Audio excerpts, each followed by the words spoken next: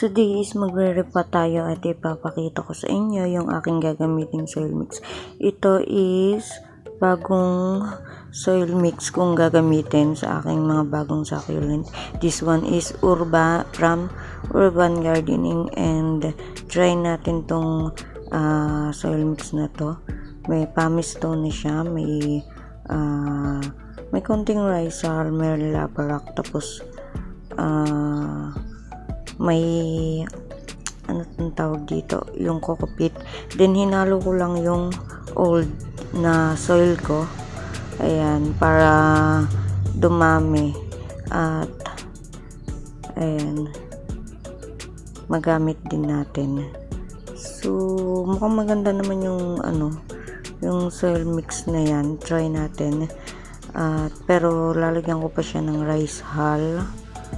Yan. Meron akong nakuhang rice hull kaso unti pa lang.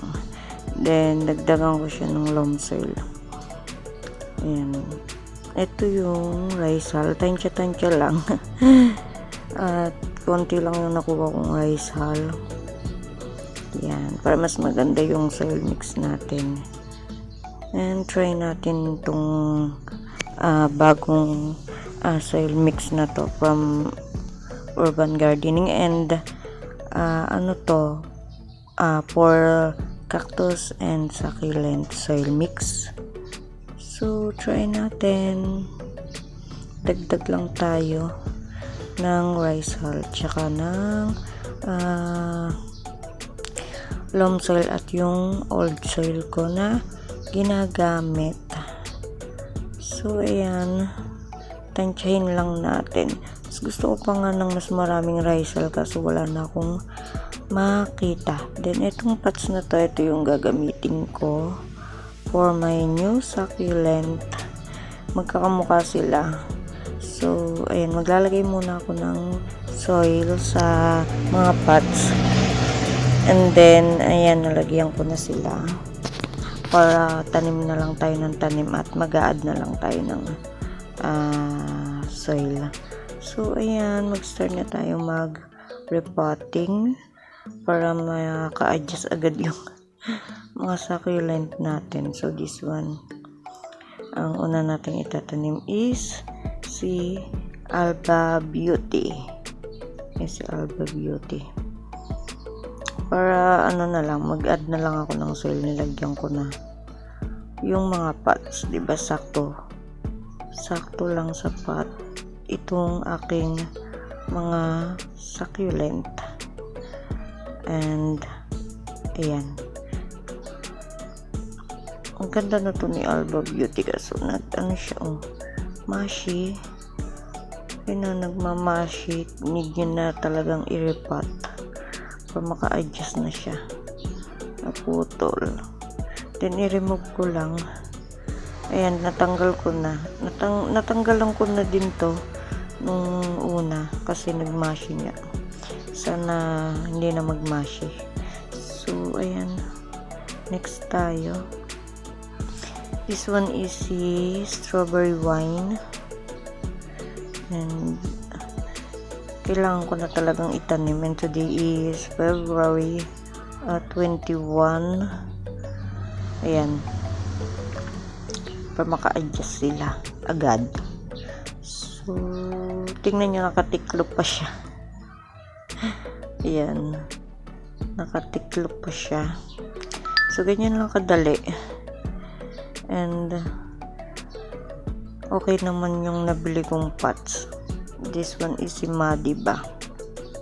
Sana magtagal na sila sa akin at sana magustuhan nila yung bagong soil mix na to. Ayan, ganda silang tingnan pag magkakamukhang pots. Then white pot to, manipis lang siya pero okay na, carry na din. And this one is si winter jasmine. Sana maging okay din to at mabait siya sana.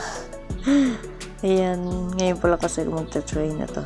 Ang ganda niya, So maganda. Mag-add tayo. konti lang kasi yung nakuha kong rice hull. Gusto ko sana mas marami.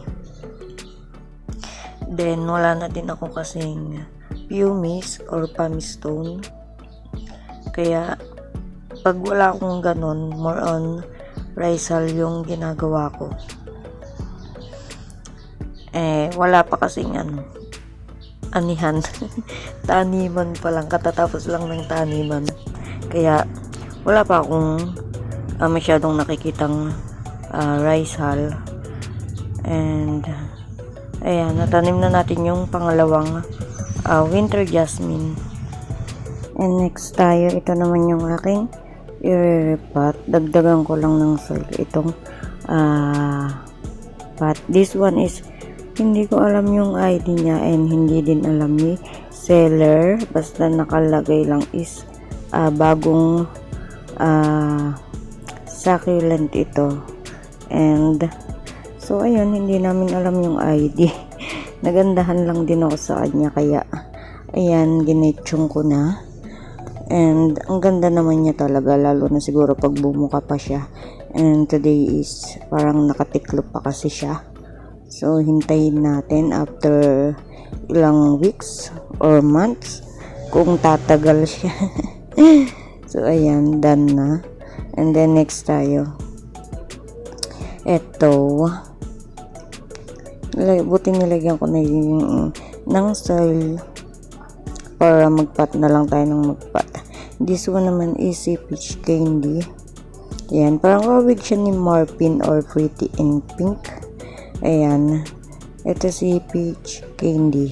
Sana maging okay siya sa akin, kasi yung Marpin parang maselan siya sa akin. So ayan, try tayo kay peach candy. Kamukha naman niya. And then next tayo, ang sarap magpat. Nakaka-relax din. And ayan, next nating itatanim is, ayusin ko lang kasi hindi ko mapat ng maayos. Ito si Fly to the Sky.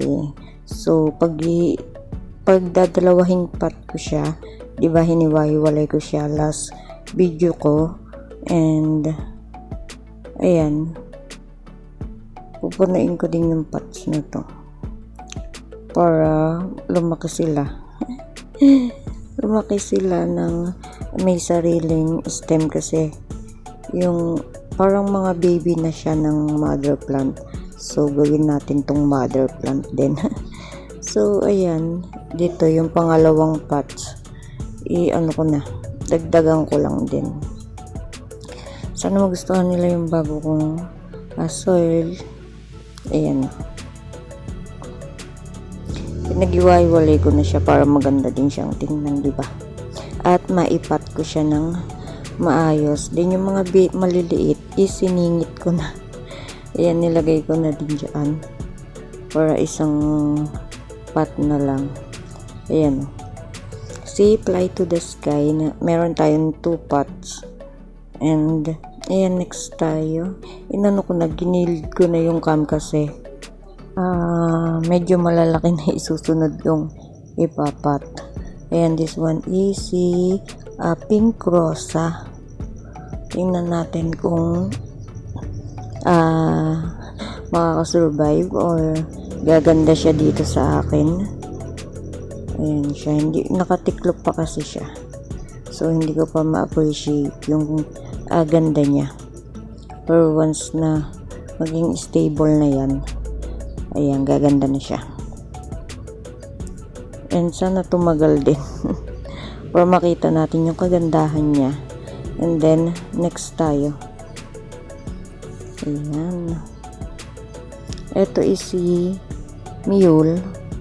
Meron na akong mule, kaso maliit siya, tapos kinat ko yung pinaka head. Kaya ayan, kumuha ulit ako ng mule para dito naman, nasa vertical kasi yung mule ko, tapos ang payat niya na. So ayun, maganda kasi ito, maganda siya, lalo na pag lumabas yung stress color niya. Yan, Sana maparami din natin tong mule. So, ayan. And then, next, i-ano ko. Punain ko lang to. Ito, si Jadieta. So, ayan. At diba ito yung pinaghiwa-hiwalay ko. Pero, i-repot ko siya sa isang pot lang. Yan. Para maitanim ko lang siya ng maayos at magkaroon na siya ng sari-sarili nilang roots or stem. Kasi magkakadikit sila. So, ayan. Pati maliit. Ayan. Si Jadieta. Ang ganda ng ng pinaka-rosette niya.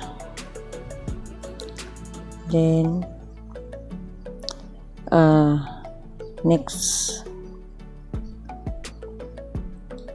ito naman is si Pink's Hat. Ang ganda din ng color niya. Sana matibay ito para maparami din natin siya, di ba? And ayan, nagandahan ako sa kanila. Kaya yan yung kinuha ko at mukhang matibay naman. Yan, ganda. And then next tayo.